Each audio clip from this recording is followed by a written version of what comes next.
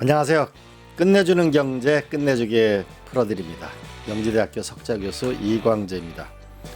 오늘은 이재명 대통령이 UAE에서 굿뉴스, 좋은 뉴스를 많이 국민들에게 전달해 줍니다. 어제는 방송에서 중동의 국부펀드와 한국이 만나야 한다 이런 말씀을 드렸는데요. 사우디의 빈살만 왕세자가 트럼프 대통령을 만나서 무려 1조 달러를 투자하겠다는 보도를 보았습니다. 우리 중동에서 더 많은 성과가 있기를 기대합니다. 자, 오늘은요. 제가 남산을 갔었는데 아주 캐대언 때문에 남산이 아주 난리더구만요. 또 서울 자가의 김 부장 이야기. 그걸 보면서 야, 문화라는 게 뭘까? 한번 연구를 해봐야 되겠다라고 했는데 우리 이교 우리 뉴스토마토의 기자님 나오셨습니다. 안녕하세요. 네, 안녕하십니까. 뉴스토마토 선임 기자 이기우입니다. 네. 이게 요즘에 아주 서울 자가의 대기업 김 부장이 아주 셀러리맨의 가슴을 휘어패고 있는데요. 맞습니다. 이 문화하고 경제하고 뗄래야 뗄 수가 없겠다. 제가 유홍준 청장님을 이 방송에 모시려고 전화를 드리니까 외국 사람이 손님이 너무 많아요. 연말 지나고 내년에 보자고 하시더라고요. 네. 도대체 문화와 경제의 상관관계? 이건 어떤 게 있을까요? 네, 기본적으로 문화가 국격이고 미래라는 관점에서 보시면 좋을 것 같습니다. 먼저 예를 들면 예전에 이제 김대중 대통령께서 취임 전부터 이제 문화 강국을 강조하셨어요. 그러면서 이제 문화 산업에 대한 지원을 또 강조하셨는데 그때 이런 말씀을 하십니다. 스필버그 감독이 만든 영화 주라기 공원 한 편이 자동차를 수만 대 판매한 것보다 더 경제적 이익이 많다. 주라기 공원 영화 하나가 네. 자동차 수만 대를 수만 대를 판 것보다 더 이익이 많았다고 보신 거예요. 그래서 이제 문화에 대한 중요성을 굉장히 크게 강조하신 바가 있고요.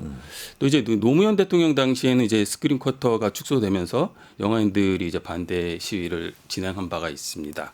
이때 이제 한국 영화 전문 투자조합을 통한 투자 펀드, 그다음에 문화산업 진흥 기금을 통해서 이제 영화 제작이 실패했을 때 갖게 되는 리스크를 보완하고 또 안정적으로 제작할 수 있는 환경을 제공하는 그 계기를 마련했다고 보시면 될 것 같아요. 그래서 결국 이게 영상과 영화 산업 발전으로 이어집니다.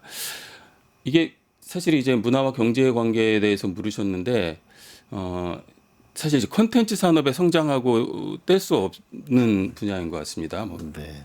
K-팝이나 이 문화경제학이라는 얘기가 있던데 네. 전 세계 문화시장 규모가 얼마나 되죠? 현재 추산하기로는 5,500조 원 정도로 추산하고 있습니다. 5,500조 원이면 우리가 한 2,400조니까 한국보다 총 GDP도 2배 이상 많은. 네, 2배 이상 많습니다. 그럼 세계적인 성장률은 어때요? 매년 한 11% 정도 성장하는 걸로 보고가 되고 있습니다. 굉장한 성장. 앞으로 문화산업이라는 게 결국은 거대한 경제의 새로운 미래 산업이라고 볼 수 있겠네요. 근데 한국의 K-팝이나 뭐 영화나 드라마 이런 걸 보면 그죠? 네, 그렇습니다. 그 문화와 경제는 그렇다 치고 문화와 정치의 상관관계는 어떻습니까? 네, 이게 참 쉽지 않은 문제인데 이것도 사실 이제 예를 한번 들어보겠습니다. 먼저 로마 시대로 거슬러 올라가면 빵과 저는 이제 콜로세움을 떠올렸습니다. 거기에 이제 서커스가 있었고 검투사가 있었고 뭐 배가 여러 개 등장하는 뭐 퍼포먼스들이 있었잖아요. 그래서 그 시절부터 빵과 그 서커스로 상징되는 문화와 정치의 그 사례들이 있었고요. 뭐 톨스토이의 전쟁과 평화나 또 이제 비교적 최근에는 이제 찰리 채플린이 자본주의를 고발하는 장면들이 있었지 않습니까? 네.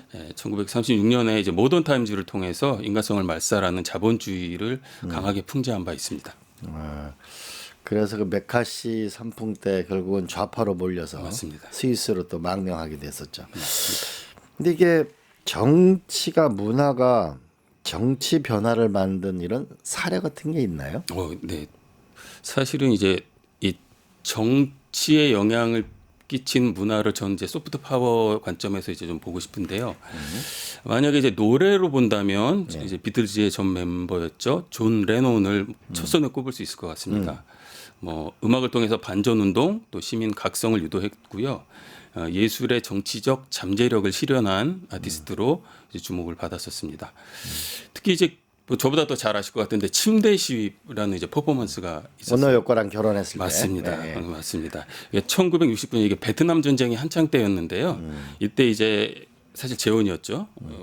요코와 결혼을 하면서 신혼여행을 이제 두 군데로 가는데 암스테르담에서 일주일, 또 이제 캐나다 몬트리올에서 또 일주일.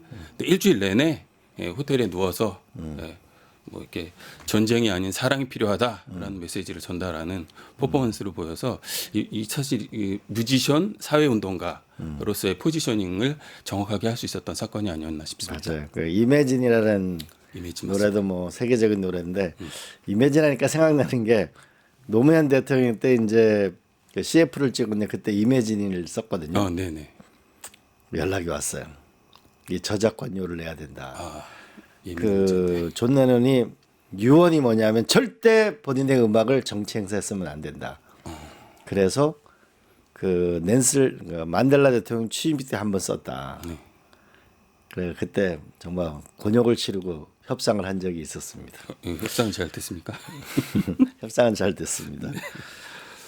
그 또 우리는 그 아침 이슬하고 상록수가 없으면 맞습니다. 한국 사회가 어떻게 됐을까요? 그 학전으로 대표되는 김민기 씨, 가수 김민기 씨를 생각할 수밖에 없는데요. 이 김민기 씨가 작사 작곡한 노래가 일단 아침 이슬이었습니다.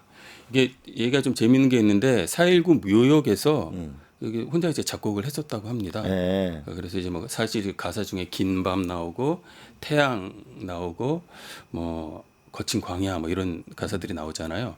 이제 이게 은유적인 표현들이 있었는데 이 은유적인 표현을 당시 이제 권위주의 정권에서 고깝지 않게 본 거죠. 그래서 이제 금지곡으로 지정하게 되고 금지곡으로 지정한 다음에 오히려 대학가에서 시위를 하거나 집회를 할 때 대표곡으로 이게 부상했다 이런 평가를 받고 있습니다.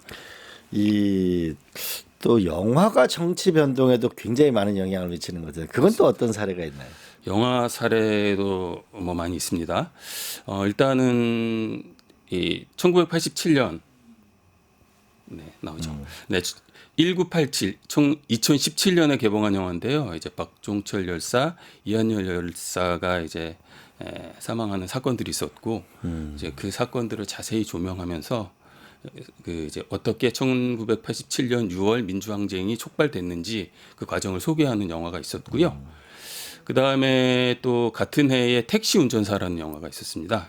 1980년 5.18 광주 민주화 운동 당시에 독일 기자였습니다. 위르겐 힌츠 페터라는 분하고 포스터 한번 보여주시죠. 이거. 네, 맞습니다. 네.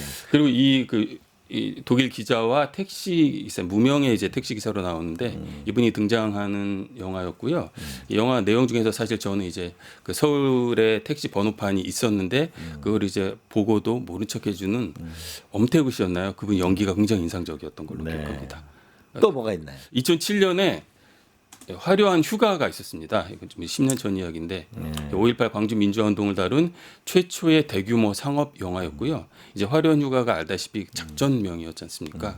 굉장히 근데 그 사실 이 영화 이후에 또 광주 민주화운동을 다룬 영화들이 또 본격화됐다라는 평가를 받기도 합니다. 이 외에도 뭐 이렇게 그 정치적 변화를 만든 영화 중에서 내부자들, 뭐 더킹, 아수라 이런 영화들을 소개할 수 있을 것 같습니다. 그 내부자들에서 그 국민은 개돼지다. 네네. 정말 그거는 정말 깊은 인상이 있었어요. 또 하나는 우리가 정치 변화를 만든 드라마가 있다면 또 뭐가 있을까요? 아마 1995년 모래시계 하면 이제 맞아요. 전 세대까지는 이제 다 이해를 하는데 네. 제가 아주 이거 열심히 봤던 드라마예요. 그렇죠. 이게 이제 5.18 광주 민주화 운동하고 1980년대 운동권 또 조직 폭력배 얘기를 엮어서 아주 이제 재밌게 만든 영화였습니다. 24부작이었고요.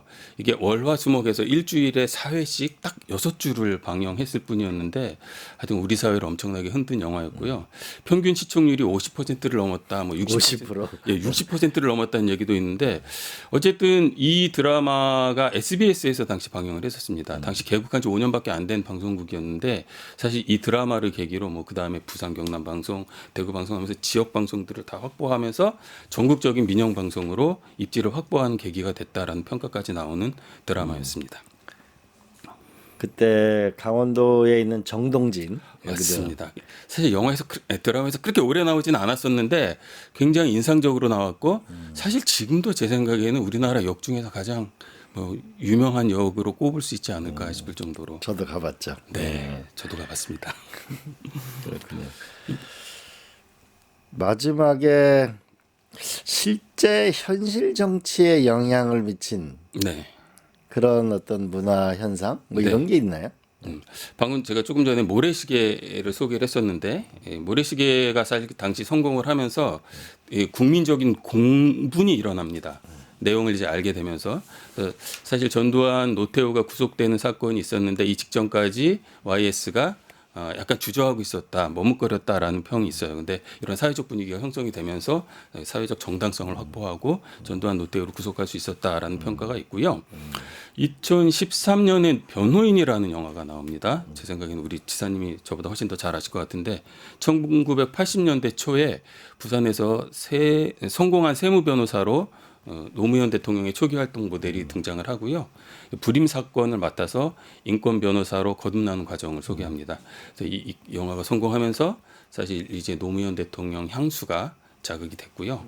노무현 대통령의 개혁적 가치 또 서민적 이미지가 재각인되면서 이게 이어져서 결국 문재인 대통령의 당선까지 이르게 하는 정서적 기반을 제공했다. 일종의 문화 현상이었다라는 지적이 있습니다. 문화가 세상을 바꾸네, 그죠? 네. 이런 해부님이 노래 단어 하나에 두려워하던 시대가 끝나서 얼마나 감사한지요. 자유롭게 노래할 수 있으니 감사한 일입니다. 5,500조 원에서 한국이 아직 벌어낼 부분이 많은 것 같네요. 라는 기대도 함께 해주셨네요. 네, 이교 기자님 여기까지 감사합니다. 네, 감사합니다. 자, 이제 광고 들으시고 또 뵙도록 하겠습니다. 파타타타 증권홍합